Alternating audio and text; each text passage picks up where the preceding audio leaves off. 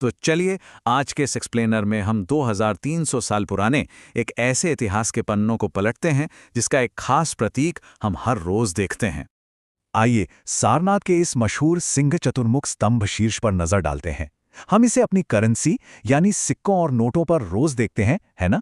लेकिन ये सिर्फ पत्थर के शेर नहीं हैं, बल्कि ये हमारी आधुनिक पहचान को सीधे तौर पर सम्राट अशोक से जोड़ते हैं। तो सबसे पहले आते हैं हमारे पहले भाग पर, राज्य बनाम साम्राज्य। अशोक के संदेशों को गहराई से समझने से पहले हमें मौर्य शासन के विशाल आकार को समझना होगा। ये कोई छोटा मोटा राज्य नहीं था, ये एक पूरा साम्राज्य था। साम्राज्य किसी आम राज्य से बहुत बड़ा होता है। जहां राजाओं में राजा होते हैं, वहीं साम्राज्य में सम्राट होते हैं। इतने बड़े इलाके की रक्षा के लिए विशाल सेनाएं चाहिए होती हैं, और जाहिर है इतने बड़े पैमाने पर संसाधनों को इकट्ठा करने के लिए भारी संख्या में अधिकारियों की भी जरूरत पड़ती है। अब बढ़ते हैं भाग 2 की तरफ, मौर्य साम्राज्य का शासन। आइए इस मैप पर नजर डालते हैं। इस विशाल प्रशासन की नींव अशोक के दादा चंद्रगुप्त मौर्य और चाणक्य ने रखी थी। हम देख सकते हैं कि राजधानी पाटलिपुत्र और उसके आसपास का इलाका सीधे सम्राट के नियंत्रण में था, लेकिन तक्षशिला और उज्जैन जैसे जो दूर के अहम प्रवेश द्वार थे, वहां अक्सर शाही राजकुमारों को गवर्नर बनाकर भेजा जाता था। इतने बड़े इलाके को संभालना सच में कोई आसान काम नहीं था। प्रशासन का पूरा एक जाल बिछा हुआ था। टैक्स वसूलने वाले अधिकारी थे और उन पर नजर रखने के लिए जासूसों की पूरी एक फौज थी। साथ ही रास्तों और नदियों पर कड़ा नियंत्रण रखा जाता था ताकि परिवहन सुरक्षित रहे और पूरे महाद्वीप से नजराने आ सकें, जैसे दक्षिण से सोना और उत्तर पश्चिम से कंबल। इस पूरे सिस्टम के केंद्र में खुद सम्राट थे। यूनानी राजदूत मेगास्थनीज ने कुछ बहुत ही दिलचस्प बातें दर्ज की हैं। सम्राट की जीवन शैली बहुत ही भव्य थी, लेकिन उन्हें हर वक्त अपनी हत्या का डर सताता रहता था। जरा सोचिए, उनकी सुरक्षा के लिए हथियारों से लैस महिला अंगरक्षक होती थीं, खाना चखने के लिए खास नौकर थे, और सुरक्षा के लिए वो इंसान लगातार 2 रात कभी एक ही कमरे में नहीं सोता था।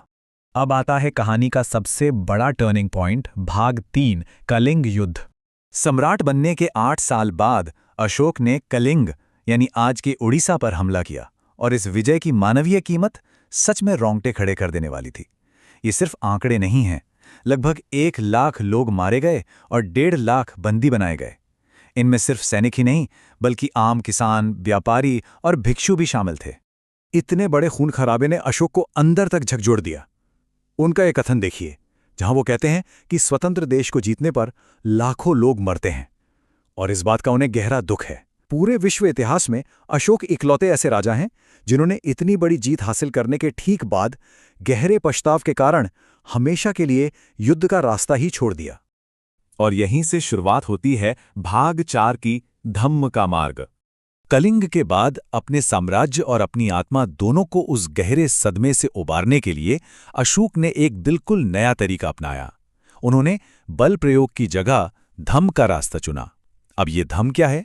ये संस्कृत शब्द धर्म का प्राकृत रूप है, लेकिन ध्यान देने वाली बात यह है कि इसमें कोई पूजा पाठ या कर्मकांड शामिल नहीं थे। ये पूरी तरह से नैतिक आचरण की एक संहिता थी, बिल्कुल वैसे ही जैसे एक पिता अपने बच्चों को सही रास्ता दिखाता है। अशोक समझ चुके थे कि उनके इतने बड़े साम्राज्य में अलग अलग धर्म मानने वाले लोग हैं और उनके बीच सामाजिक सद्भाव बनाए रखना बहुत जरूरी है। इसलिए उन्होंने कुछ मूल सिद्धांत बनाए, जैसे बड़ों का सम्मान करना, दासों और नौकरों से नरमी से पेश आना, जानवरों पर दया करना और दूसरे धर्मों की इज्जत करना। उन्होंने साफ कहा कि अपने धर्म की तारीफ और दूसरों के धर्म की बुराई करना दोनों ही गलत हैं। अब सवाल था कि ये बातें जनता तक सीधे कैसे पहुंचें। इसके लिए अशोक ने एक कमाल का तरीका निकाला। इस मैप के लाल निशानों को देखिए।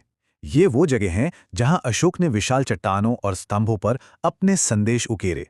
और सबसे शानदार बात यह थी कि उन्होंने उस समय की आम बोलचाल की भाषा यानी प्राकृत का इस्तेमाल किया, ताकि हर कोई इसे पढ़ और समझ सके। उन पत्थरों पर जो लिपि इस्तेमाल हुई थी वो थी ब्राह्मी, और ये विकासक्रम बहुत ही खूबसूरती से दिखाता है कि कैसे सैकड़ों सालों में उसी प्राचीन ब्राह्मी लिपि से हमारी आज की देवनागरी, बांग्ला और तमिल जैसी लिपियां विकसित हुई हैं। ये एक ऐसा सांस्कृतिक धागा है जो आज भी हमें हमारे अतीत से जोड़ता है। अशोक सिर्फ उपदेश देके नहीं रुके, उन्होंने जमीनी स्तर पर काम किया। उन्होंने धम्म महामत नाम के खास अधिकारी नियुक्त किए जो लोगों को धम्म सिखाते थे। उन्होंने सीरिया, मिस्र और ग्रीस तक अपने कूटनीतिक शांतिदूत भेजे। और तो और उन्होंने इंसान और जानवरों दोनों के लिए चिकित्सा केंद्र बनवाए, सड़कें बनवाईं और कुएं खुदवाए। इसे हम आज के पब्लिक हेल्थ केयर और जनक कल्याण का एक शुरुआती मॉडल मान सकते हैं। चलिए अब आते हैं हमारे आखिरी हिस्से भाग 5 पर, अशोक की स्थायी विरासत। आखिर 2300 साल पहले के इस इतिहास का हमारे आज के समय में क्या महत्व है? भारत के पहले प्रधानमंत्री जवाहरलाल नेहरू का ये कथन इस बात को बहुत अच्छे से समझाता है। उनका मानना था कि अशोक के वो संदेश आज भी हमसे हमारी ही भाषा में बात करते हैं। मतलब सहिष्णुता और आपसी सम्मान की वो बातें आज के हमारे समाज के मतभेदों को सुलझाने के लिए भी उतनी ही जरूरी और प्रासंगिक है। जब हम रामपुरवा बैल जैसी बेहतरीन नक्काशी और पॉलिश वाली कलाकृतियों को देखते हैं तो हमें उस शानदार युग की याद आती है। एक ऐसा समय जिसने अंततः खून खराबे और विस्तारवाद को पीछे छोड़कर शांति, कला और सांस्कृतिक विकास को सबसे ऊपर रखा। तो इस एक्सप्लेनर के अंत में हमें खुद से एक बहुत ही प्रासंगिक सवाल पूछना चाहिए। आज की इस दुनिया में जो अक्सर विवादों और संघर्षों से घिरी रहती है, क्या अशोक का वो 2300 साल पुराना करुणा और धार्मिक सहिष्णुता का मॉडल हमारी आधुनिक समस्याओं का हल हो सकता है? क्या हम उस सम्राट से कुछ सीख सकते हैं जिसने अपनी सबसे बड़ी जीत के बाद हमेशा के लिए अपनी तलवार रखती थी? ये इतिहास का एक ऐसा अध्याय है जो हमें आज भी बहुत कुछ सोचने पर मजबूर कर देता है।